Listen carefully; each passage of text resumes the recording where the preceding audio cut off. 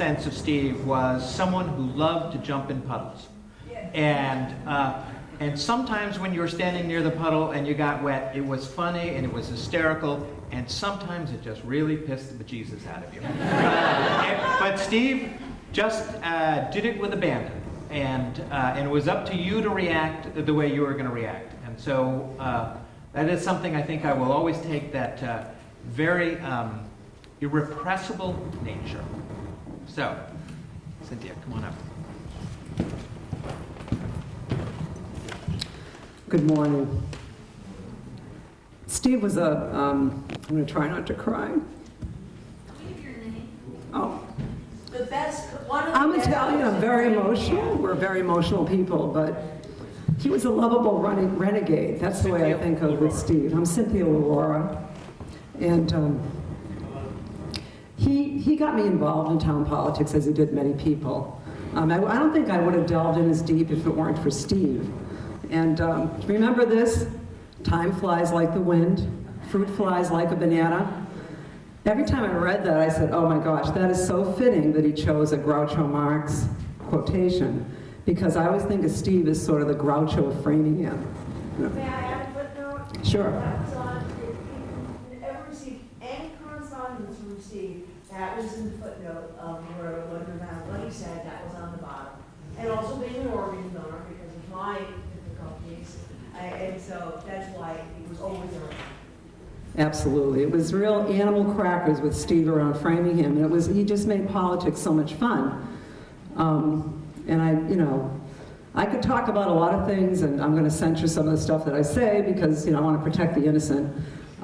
We were involved in a lawsuit. I was one of the co-defendants in a suit involving a certain four-letter acronym, which I will not mention. But I want Steve to have the last word on that. We won the suit. We did win. There will never be another Steve Orr. They broke that mold. My family and I feel extremely privileged to have called him a good friend for many years.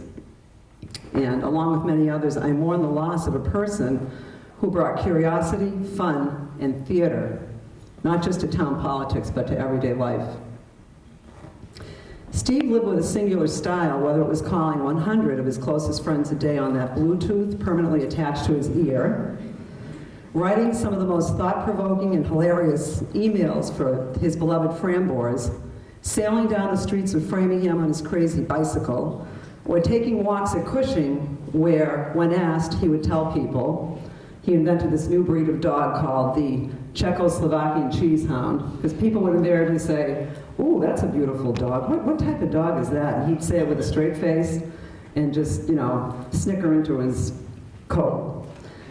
Steve wore many hats, literally and figuratively, and they're unforgettable. The 10-gallon cowboy hat sitting on Christine's lap, which I feel should be bronze and placed in the town hall. And the big furry Holden Caulfield one, the hunting hat that he wore, from time to time. He was a multitasker before they invented the word, with a passion and interest in so many things. One passion, I was told to tell this story today, that he introduced me to turned out to be our mutually favorite town rule, and Sue Bernstein, I think this is probably one of your favorites too, the nuisance bylaw. I didn't know what this thing was, but he explained it to me. When I would be outraged about slumlords, blight, and overcrowding in my old Framingham neighborhood, Steve would say, Cynthia, that problem is covered by the nuisance bylaw. And I was like, what is this nuisance bylaw? I don't understand. What do you mean? I said, well, why isn't it being enforced? Well, it covers a lot of stuff, and we can do something about this. And I was like, we can? Sure. Well, when I came up with this idea, it was just jokingly, it was kiddingly. And I didn't think he'd take it seriously, but as we all know, Steve was not one who was afraid to act on an idea or, inspiration. So one fine summer morning at 5 a.m., Steve and I, with camera in hand, made an odyssey in his old white van into some of the most blighted areas of downtown Framingham. That van fit right in. Yep, it sure did. So the first stop was Frederick Street, where we barely had time to get out alive. It was 5 in the morning, and there were 5 angry, shirtless, barefoot men who had been up drinking all night. They crossed the street right in front of us, our van, to start a rumble, West Side Story style, across the street. My hand was shaking. It was 5 a.m. My hand was shaking as I dialed 872-1212, the Framingham police. Steve did manage to get some good shots, photographs, as we backed up the van and hightailed it out of there as fast as we could. Who knew activism could be so life-threatening in Framingham? As we winded our way through more downtown neighborhoods, documenting too many extreme examples of blatant landlord neglect, we hit the mother lode at one property. It was a two-family at best, maybe it was a single family. And after observing the usual extra mattresses and piled debris in the side yard, upholstered furniture, satellite dishes, multi-mailboxes, and multi-cars on the front lawn, we witnessed something even Steve couldn't believe. A clothes washing machine in the side front yard, outside. We watched in disbelief as a man walked out of the house with detergent in a full laundry basket. We watched and photographed in amazement as he put in the soap, clothes, and a garden hose, which he turned on and put in the machine. As the dirty water drained out the back of the washer on the lawn, Steve was like out of his mind. We snapped countless photos of white. He's like, do you understand what that's doing to the groundwater? You know, detergent and suds going into the groundwater and dirty water and all the rest. So in his indomitable style, he forwarded all those photographs to the building inspector and posted them on Framboys, of course. And got the inspectional services moving, that's for sure. Steve said, and I quote, "These photographs weren't taken to shame the people living in them, but to shame the town government out of its long state of inaction and to bring attention to the overwhelming need to correct these problems and to stimulate others into taking action when they see a problem." That was Steve. And as he quoted the song Alice's Restaurant, "If four guys do it, then you got a movement." And that was Steve. He got things moving in Framingham, questioned everything. And I know he will not be resting in peace, but will be shaking things up, even in paradise, while making everybody laugh. Thank you.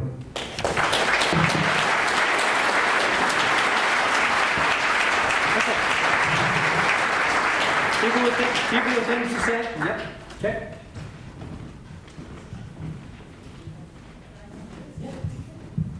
I should just say it.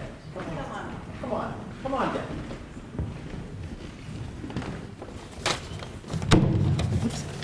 Hi, I'm Judy Lear, and I wanted to put some stuff on paper so I wouldn't forget anything. So I've known Steve probably since about 2005. He also encouraged me to get involved in the town. A group of us got together last night to toast Steve and reminisce. It lasted many hours. Hey, you didn't invite me. I'm available. Give me your number.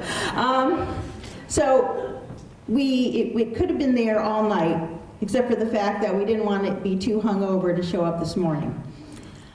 And one of my observations last evening was that portions of our discussions included disagreements and debate about what happened in certain situations with Steve, or what Steve knew or thought about a particular event.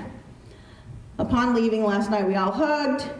We thought Steve would be really pleased because he kindled more heated discussion. And despite our disagreements, we still like and respect each other. In this country, we're given free speech, and many of us are too timid to take it. So thank you, Steve, for giving some of us the encouragement and the strength we need to share our thoughts and opinions and allow others to do the same. Last night, we also struggled over what stories we could share about Steve that wouldn't get us or Steve in trouble. But of course, those are probably the stories that Steve would have liked most to be repeated.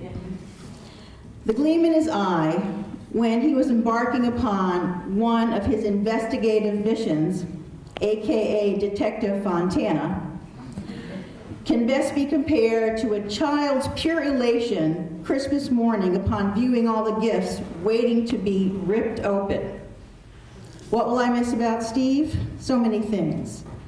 But seeing that cowboy hat and that ZZ Top beard coming into town meeting, having him as my personal Wikipedia, he knew or thought he knew almost everything. Seeing him make the rounds at the Friday night concerts and seeing everyone doing their best to avoid dog bites. Oh, two stuff's improved. Those all. One person yet. Where is he today? No. Those often verbose but laugh out loud emails with Steve's personalized use of the English language. If I could have one more surprise visit from him, taking a break during one of his bike rides, I promise I would spend more time visiting and less time worrying about the insignificant tasks that I was anxious to get back to. Thank you, Steve, for enriching my life. You'll always be in my thoughts, and I promise this year, after too many, I will finally rise at town meeting to share some of them.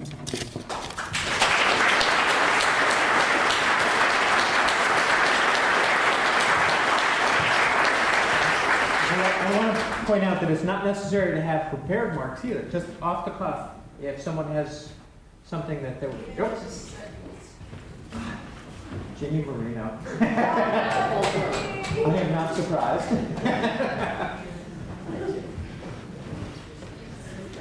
Hello. Now you will know that Judy doesn't need a microphone. Now Ginny will use the microphone. First and foremost, everyone in this room has a story, a memory, a laugh, an oh my God, what the hell does he want now? Oh, did he do that? Oh, Mother of God. And yet, for some reason, we loved him. There was something about him that was very unique. There was something about him that was very loving. There was something about him that made him the biggest pain in the ass I've ever met in my life. Opposites attract. And I'll tell you something. Whether it's the people that are here that worked with Steve, the people that were town meeting, conservation, any one of his 1,000 interests, okay? We all have stories, we all have memories. Some of mine, I didn't think he could start that damn Beamer without calling me at 6 o'clock in the morning. And who will ever forget the blowing of the horn?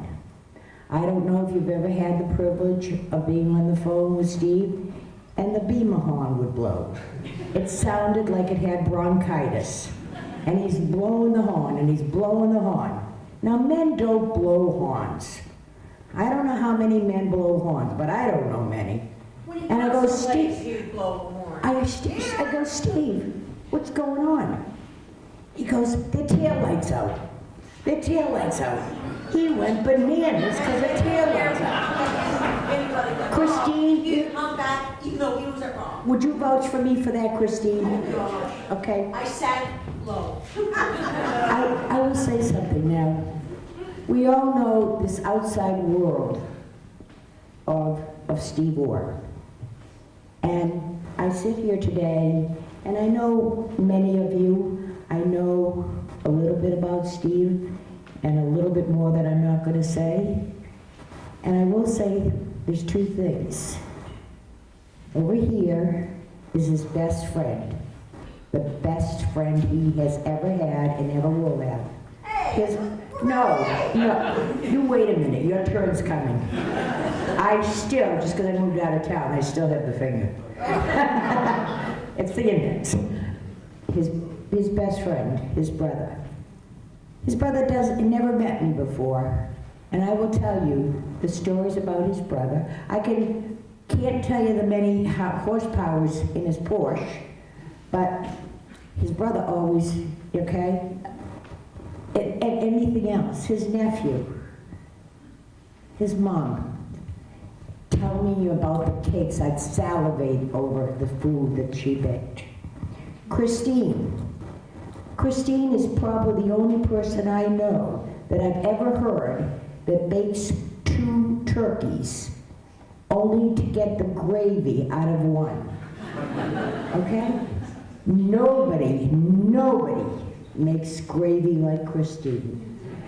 Nobody can roast vegetables like Christine. You can't believe what Christine cooked for me tonight. Jesus, Christine didn't cook anything for me tonight. Okay? We eat Hey, hamburgers sometimes, too. this woman, Christine, please stand up. Please stand up. Only because I look good. Okay, let's face it. He got himself his Swedish long-legged blonde right there. Okay, Christine, you have done something that most women can't do. Live with They can't, oh Jesus, I always said God bless it, none of us could live with them. But anyways, you shared your husband with a whole town, a whole bunch of people, and I have to take my hat off to you, Christine.